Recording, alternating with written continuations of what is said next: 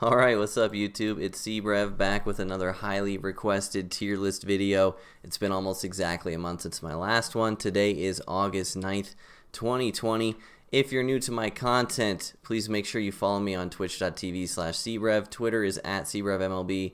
And if you're seeing this somewhere other than YouTube, my YouTube is CBrev MLB The Show. That would be much appreciated. I make a ton of MLB The Show 20 content that I'm sure you will enjoy. So this video is going over who are the best cards at each position, in my opinion. And let's get the usual couple of disclaimers out of the way in the beginning. So number one, these are just my subjective opinions. I wouldn't make these videos except for the fact that you guys ask me for them.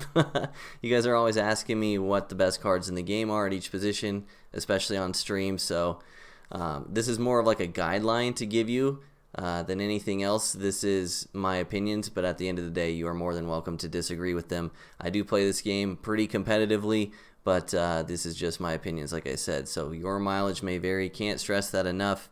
If you see a guy in Tier 1A or Tier 1B that you disagree with, they are not that far off. The differences in cards are very marginal, especially at this point in the year.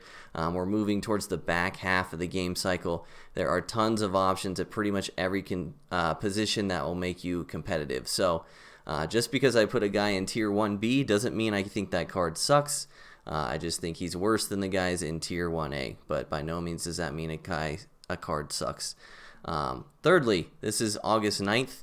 This is after the All-Timers program and the beach ball packs with the rare round have been released, but this is before the 7th inning program bosses have been revealed. So I thought about waiting just a little bit, but we got so much content in the last couple days that I decided just to go ahead and make the video. So that's everything. As I get into catcher, I want to go over the color coding because I've changed it up a bit in this video as well. But let's start with catcher. By the way, in each individual tier, they are ranked in order, in my opinion, but again, the differences are so marginal that it almost doesn't matter if I think one guy's better than the other. In Tier 1A, they're all very, very good. So in the green is guys that are new to the list that were not in the game when I made the last tier list. In the yellow is a card that I've done a individual card review for on my YouTube channel. And in the blue is a secondary position. So I steer far away from secondary positions for these tier lists because it would just make all the positions super clogged up. However, I did make an adjustment based on the comments of the last tier list to include just a little bit more of secondary positions with guys specifically that have huge impact in the highest tier. So we did this with catcher already last time with Sandoval and Biggio. Because they had to be mentioned because they are some of the best catcher options in the game, but they are secondary positions. So if you see blue, that's what it is. So catcher hasn't changed much except we have 96 Jorge Posada joining the ranks. Jorge Posada was debatably the best catcher in the game last year in MLB The Show 19. Switch hitter, one of the best swings in the game. The problem was he was a 12-0 BR reward and super rare. This year, much easier to get, much cheaper, and just destroys the baseball. And with catcher, I've been asked this question on stream, like Wieters or Posada, Wieters or Sandoval. You really need to ask yourself whether you prefer offense or defense with catcher. So Wieters is my favorite catcher because I prefer the 99 arm strength. Basically preventing anyone from stealing on me at any time is really valuable on top of the switch hitting. Although Wieters is a worse hitter than Posada and Sandoval, you also need to constantly be reminding yourself like what difficulty you usually play on. If you're below 700 rating, you're usually on All-Star. If you're between 700 and 900 rating, you're usually on Hall of Fame. And if you're above 900, you're usually on Legend. And the higher rank you get, the smaller the PCIs. So someone like Posada is less valuable than someone like Sandoval on Legend, but someone like Posada is more valuable than Sandoval on All-Star. I hope that makes sense. Talking a lot for catcher, but just wanted to get that out of the way. Those are the rankings. In Tier 1B, still love Joe Torre. Jason Kindle moved up quite a bit after I used him. Card raked for me. And Salvador Perez moved up just a little bit as well. Not above Posey, but better than I was expecting. You guys know if you've seen Stubbs, Stipend. So those are the big four for catcher, I would say. I actually think Biggio is fourth. And I know it's kind of controversial, but that's my opinion. So first base has some new faces and a new best card in the game. And like I said, the differences are marginal unless I specify otherwise that a card I think is the best at its position in the game. If a card's like in a clump, then really just pick one. Like here, I'll give an example. For first base, 99 Babe Ruth, best first baseman in the game, in my opinion. But after that, if you don't have Babe Ruth and you have both Thames and Thome, a common question on stream would be like, should I use Thames or Thome? Just pick one. You know what I mean? They're so close. So you don't always need to min-max everything. You just need a general area of a card's power level. So that being said, 99 Babe Ruth, definitely the best first baseman in the game. Maintains silver defense at first. Decent speed, obviously crushes the baseball. He's Babe Ruth. And I think Ruth, Thames, and Thome are the big three for first base right now. Now, I know in my 6-inning program video, I said Stan was probably the best first baseman in the game at the time. That was before Ruth dropped, and that was before I used Jim Thome, and also before I used Stan Musial, obviously. So after using Musial, he was a little bit disappointing. I was most disappointed with Musial in that he didn't hit righties well, which he has reverse splits, but I still thought the 98 power would be good enough. I literally hit left on left with Thome better than I hit left on right with Musial. So that may be a product of their swings. I don't really know what it is. Could have been the difficulty I was playing on. But as of making this video, I think Ruth is the best. And if you don't have Ruth, then Thames and Thome are your next best options. Thome is amazing. Great swing. Still 1A, but lower tier. Then you have Musial, David Ortiz, 98 Pete Alonso, and Cody Bellinger moving up from tier 1B to tier 1A. I did kind of rate him lower. I think subconsciously because I play on Legend, I rated him lower in the last tier video because his contact is low. But after reading the comments, Cody Bellinger on All-Star Hall of Fame is definitely a beast. Definitely deserves to be in tier 1A. So tier 1B, we got Giambi, Bagwell, McGriff, and Mattingly. Tier 1C, Konerko, the new G-Man Choi, and Tino Martinez. If you need more options, here they are. Not going to spend a lot of time on these secondary slides, but they're there if you need them. Also, Ryan Klesko in Tier 3. I have absolutely no idea how that card is a 95 overall. That card is atrocious looking. Okay, second base, another position that has a new best card in the game. That would be 99 Rogers Hornsby. I can't stress enough how good Rogers Hornsby cards are. Last year, he was my best hitter the entire year. I logged, I think, 1,200 at bats with him over the course of the year, and he hit like 408. That was his final batting average. So, yeah, and he's just a monster. He's going to play pretty sketchy defense for you at second base. Someone on stream asked me how I feel about Rogers Hornsby's reaction at second base. And my response was, you just hit a moonshot 480 feet to left field, and then you have a positive reaction about it. So, bad joke. But he is the best hitting second baseman probably we're going to get all year. Does play sketchy defense, but the offense makes up for it in my opinion. Second is Robinson Cano, then Craig Biggio, Daniel Murphy, and Ben Zobrist. Then you can look at Tier 1B. Actually, Rod Carew moving up from Tier 1C to 1B. Dude Food put on a clinic in ESL with Rod Carew, so I figured he deserved to move up. And then the new cards in Tier 1C, we got the Silver Slugger Altuve. The tops now, Kike Hernandez. Couldn't figure out how to do an accented E for his name, so that's why I abbreviated it. Don't want to offend anyone. And then 95 Brett Boone. Here are some other options. You got Dozier joining there, but really you should be looking at the first page for these positions. Third base includes a secondary position that I did not include in the last video. I do think Sheffield is the best third baseman in the game, but it's really, really close. Honestly, every single card in Tier 1A for third base is really close to each other. Also, you see 99 George Brett moving up from Tier 1B. I used that card. He blew my mind how good he was. One of the best left-on-left hitters that I've used in a while, so he definitely deserved to be in 1A. But again, remember the differences in these cards are very marginal. If you see Brett below Sandoval at third base and you're a Royals fan, just use George Brett. It's not that serious. It's not that different. The main differences come between the tiers. So in Tier 1B, 99 Josh Donaldson. I wish he was higher, but his swing is actually different this year than it has been in years past. Also, his attributes a little lower than some of the other options, and his price obviously hurts, and he does get auto-shifted. Jose Ramirez moving down from Tier 1A to Tier 1B. Again, I said it in the last video, but the more I use that card, the worse I think he is. He just is impossible to get on base when he's hitting against a lefty. Super disappointing. But those are my third baseman rankings. I personally use Prestige Sheffield at third base. If Sheffield wasn't Prestige, I may consider Harmon Killebrew. And if I played most of my games on All-Star, I may consider Harmon Killebrew as well. Killebrew's a beast, but that's how it rolls. We also added some slides at the end of the video that may help with some of the decisions for you guys. Next up, well, sorry, there's more third baseman if you need them. Next up is shortstop, and we got another position with a big three, and two of the big three are new. So last tier list, I said Ernie Banks was the best shortstop in the game. I still think that's true, although it's very close now with the other two. Obviously, we got the new 99 Jimmy Rollins, and this may surprise you guys, but I think 96 Trevor Story, one of the best shortstops in the game as well. So this is kind of like Bulbasaur, Charmander, and Squirtle for shortstop, and let me tell you why. Again, it's one of those questions you need to ask yourself. At shortstop, do you prefer offense or defense? If you prefer offense at shortstop, which is what I prefer, then Ernie Banks is the best shortstop. If you prefer defense at shortstop, then Jimmy Rollins is the best shortstop. If you prefer a combination of both, then Trevor Story is the best shortstop. I hope that kind of makes sense for you guys.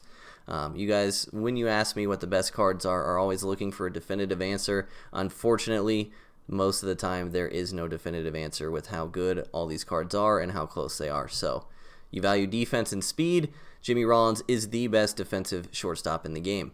You value hitting, Ernie Banks, best shortstop in the game. Again, a combination of the two would be Trevor Story. At the top of Tier 1A, we also have Robin Yount as well, who never made a single error for me at shortstop. Pretty average hitter, but amazing defensively. Just behind Rollins for the defense because of the lack of speed. Then we have Didi. We have Chipper Jones at the secondary position. Despite Braun's defense at shortstop, still played decent for me. Michael Young moving up from Tier 1B after I used him. He raked for me. Played sketchy defense, though, which was kind of weird because he's a gold defender. And then Cal Ripken Jr., the home run derby card, rounding out the bottom of Tier 1A.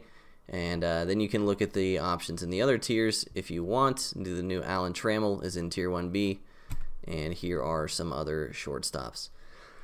So let's get into outfield, which is always crazy, and there's a lot going on. So hopefully I spend the most time on outfield. So let's get into it. The big three for outfield. The best three outfielders in the game right now, in my opinion, are Mickey Mantle, Mike Trout, and Larry Walker. If you are rolling with this outfield, then my advice would be to have Larry Walker in right field, Mike Trout in center field, and Mickey Mantle in left field. I have noticed that Mantle plays significantly better defense, especially in regards to animations, in the corner outfield than Mike Trout does. Mike Trout's defense takes a hard, or falls off hard in the corner outfield for some reason. I don't know why. He's very prone to like jogging to the ball and then missing it when he gets there. Mickey Mantle isn't really like that. So if you have both Trout and Mantle, which you're probably in the top like 1% of DD players, but definitely Mantle in left and Trout in center, other than the other way around. Also, they have a little bit of weird dynamic with their prestige, so depending on where you're at with that, basically the only situation where you would play Trout in the corner instead of Mantle is if both are prestiged, because Prestige Mantle has diamond defense in center, and Prestige Trout maintains his diamond defense in the corners. So unless you have both cards prestiged, definitely Mantle in left, Trout in right. Or Trout in center, sorry. Just wanted to specify that. Moving down, we got a lot going on.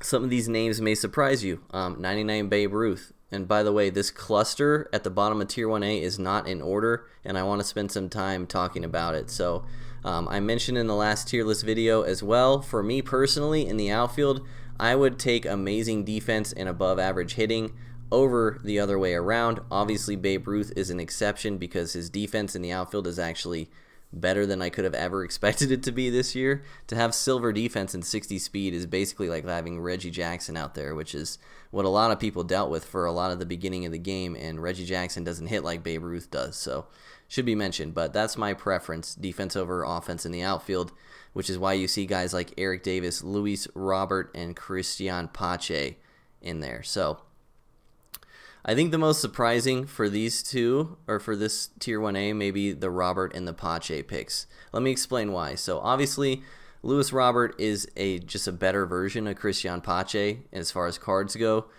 So I guess if you just want one, get Robert. But these cards have high 90 speed, or 90 speed in the case of Pache has 92.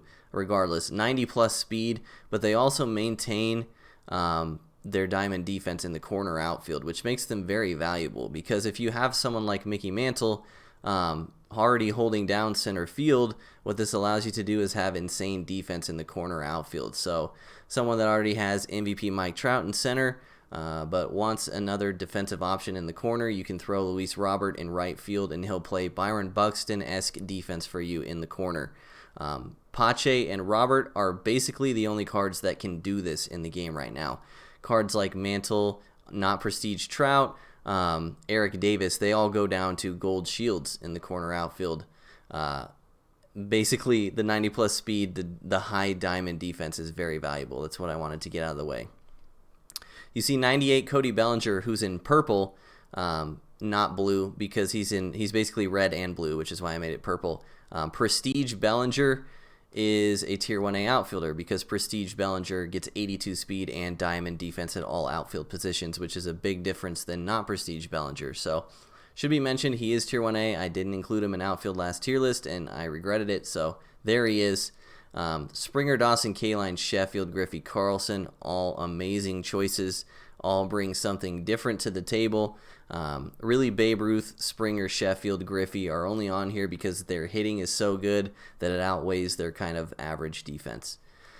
Now, Tier 1B, we have the new World Series reward, Rickey Henderson. If you guys know me, I'm an Oakland A's fan. Rickey Henderson is one of my favorite players ever. So you may be asking yourself, why isn't he in Tier 1A? Well, I'm kind of like a jaded ex-girlfriend right now, because last year was the first game that Rickey Henderson was in Diamond Dynasty, and I was so jacked to use him, and his swing was atrociously bad. He was the king of getting good goods that had like 90-mile-an-hour exit velos and were just soft liners to the outfield. So I am cautiously pessimistic about Rickey Henderson. I know the card looks insane on paper, but until I use him, I'm not putting him in 1A. Regular, not Prestige Cody Bellinger is in 1B for outfield, because he gets gold defense in the outfield instead of diamond. Then we have Vladimir Guerrero Sr. You might wonder why Kenny Lofton is in Tier 1B, because he matches the speed and defense analogy of Robert and Pache. It's because Lofton has worse arm strength than the other two, so therefore worse defense, but still a very good card. And then 99 Tony Gwynn. Then we got a bit of a drop-off in 1B for the other five, and then just a bunch of cards to look at in Tier 1C. You see Stan Musial all the way over in Tier 1C. Despite his great hitting, he's just pretty much unusable in the outfield, man. He 47 speed and silver defense is just not good enough, so that's why he's over there. If you need more than like 45 options for outfield, here's the page for you. Gonna move on from this very quickly. We have another slide that always seems to pop up, and I don't really know what this slide entails, but maybe someone in the comments can help me out. Yeah, let's get into the pitching. So there's a lot more names in Tier 1A this video, but I still made my top 5 for you guys. So moving up into the top 5 is the new Greg Maddux and Kerry Wood, who was actually in Tier 1B last time. So Kluber, Hershiser, Mize were all top 5 last tier list. I still think they are. Maddux is top 5 for me, because I think sinker cutter is very valuable. The control is amazing. I've had nothing but success with Maddux. However, I know many people have had trouble with Maddux. So this is, again, one of those spots where if you disagree with me, it's okay. Maybe you have more success with someone like Leiter, who's lower. It's okay. These are just my top 5. But talking about Kerry Wood, he seems to get better every time I use him. I thought he was going to be a little bit difficult since pitches tend to hang this year. But you really can get away with just throwing four-seamer, cut, or slurve pretty much like 80% of your pitches with Wood.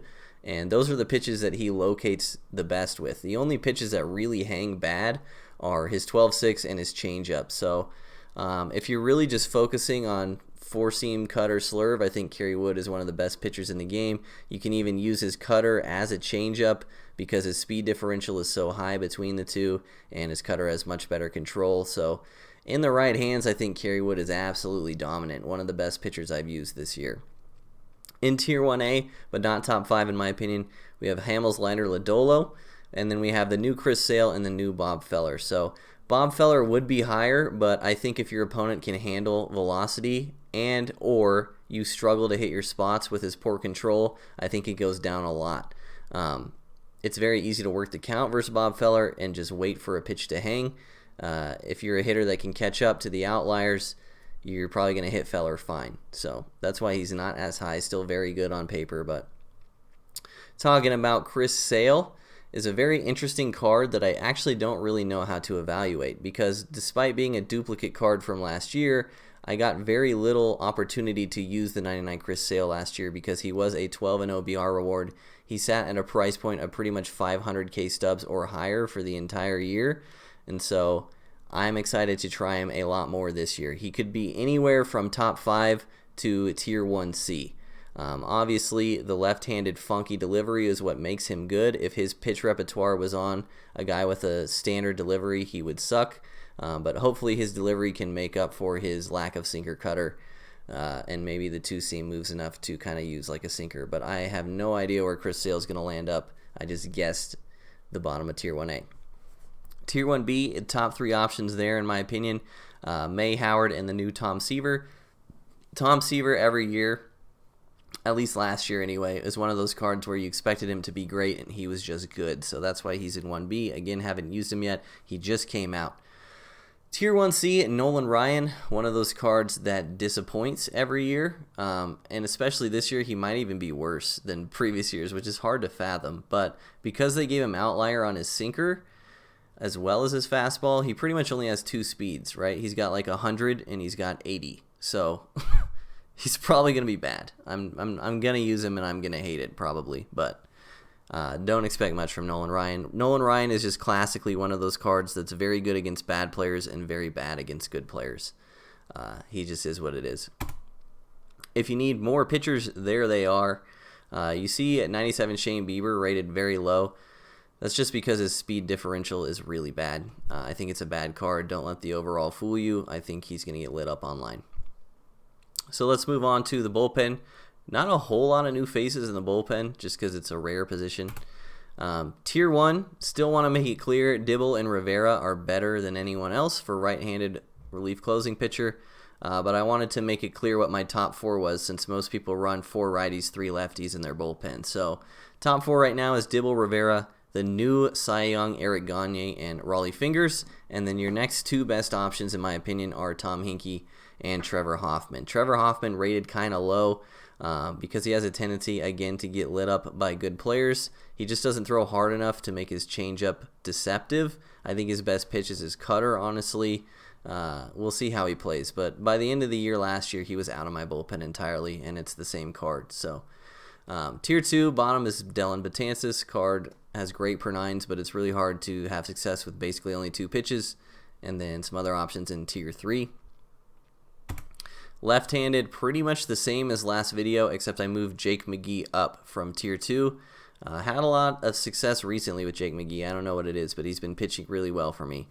97 Chapman, still the best reliever by far. Your next choices are Billy Wags, John Franco, and Jake McGee. And then if you don't have 97 Chapman, then 85 Chapman is still very good. New face in Tier 2, Tyler Alexander. His pitch repertoire is really bad, actually. But I felt like he should be included because he does actually have 60 stamina. So he's a great long relief choice.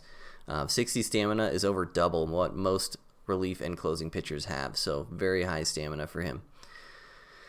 Now, to wrap out the video, we got a couple new slides, and these have been requested from you guys, so hopefully this can help. One of the top comments on the last tier list was asking for a bench bat slide, so here we go. I tried to rate these in order, but it's really hard, and that's why the next slide may help as well. But these are just like, it's so hard to rank bench bats because you never know who's actually in people's starting lineups, right? You can't be a bench bat if you're starting, but These are just basically a brain dump, a list of guys that are really good off the bench, in my opinion. Again, for right-handed, you see Davis, Robert there. They have a lot of value as pinch runner / defensive replacement on top of hitting, so that's why they're great bench bats, even though they don't have the highest hitting stats. So think about the utility you want from that and bring it to the table there. Left-handed, Jim Thome, Eric Thames, those are the guys I use off the bench. Many options though, and you see any home run derby cards for both handedness. All the home run derby cards are just statted for hitting with terrible defense, so if you're looking for like some budget bench bats, look there. And then switch hitters, not a lot of them, but there you go. Hopefully that helps. Once again, I tried to rank them in order, but really if you use someone on the slide, it's a good time. So rounding out the video, I made a slide. This was requested on stream by a couple people to bring this back. I did this last year, but this is the slide of the best team possible. If I could roll with the absolute God squad and Stubbs were not in question and I had every card in the game, what would my team look like? So here it is, and I set the batting order as well. So we'd have Mickey Mantle in left field, Rogers Hornsby in second base, and hitting second, Babe Ruth hitting third at first, Mike Trout, obviously the MVP version, in center field batting fourth, Ernie Banks, Larry Walker, Gary Sheffield, and Matt Wieters. Again, your mileage may vary on which cards you prefer. Also, you know this lineup is pretty right-handed heavy. There's only 2 lefties, 2 switch, and 4 righties, but Mike Trout kind of helps even that out. So someone actually DM'd me on Twitter or added me and asked how I handle guys with reverse splits. Mike Trout has crazy reverse splits, so I kind of like to view them as switch hitters or methods to turn a lineup over. So if you go like right, left, right, and then Trout, then you can go left, right, all the way down. So I think putting Trout behind someone that doesn't really suffer from the lineup being turned over behind them is good too, which is why I have Trout hitting behind Ruth, right? If they want to throw double lefty at Ruth Trout, it's fine. They can both hold their own, but then when they get to the 5 hole, now I'm starting with a righty and then left, right, left, or switch. So that's what it is. Hope that explains enough. Bench, Jim Thome, Eric Thames, Harmon Killebrew, Eric Davis, Chipper Jones. This is actually the exact bench that I roll with right now. Everyone is prestige for me, actually, except for Thames, obviously, because he can't be. So they're even better. But yeah, I usually prefer 2 lefties that kill righties, 2 righties that kill lefties, and switch hitter. And Eric Davis is in there as a righty because I can use him as a pinch runner if needed. Someone like Luis Robert would be really good there instead of Eric Davis if you have a sketchy outfielder that you can defensively replace when you're ahead late in the game. Like if you're playing Babe Ruth in the outfield, definitely have someone like Luis Robert instead of Eric Davis there. Rotation bullpen, pretty much exactly what I said from the tier list. My top 5 pitchers, my top 4 right-handed relievers, and my top 3 left-handed relievers. So that's going to wrap it up for the tier list video. Let me know what you thought down in the comment section below. Hopefully it was helpful for you guys. If you have any questions, drop them. I'll do my best to respond. Hopefully I responded to your feedback well in this video, but keep giving it to me, man. I want to provide these best tier lists that I can for y'all. So if you have any suggestions or questions or anything, please let me know. Don't forget to like the video. It helps me out so much. Don't forget to subscribe if you're new to my stuff. Would appreciate it a lot. Overall, thank you so much for watching. I appreciate all the support this year, and I will see you guys in the next video. Peace.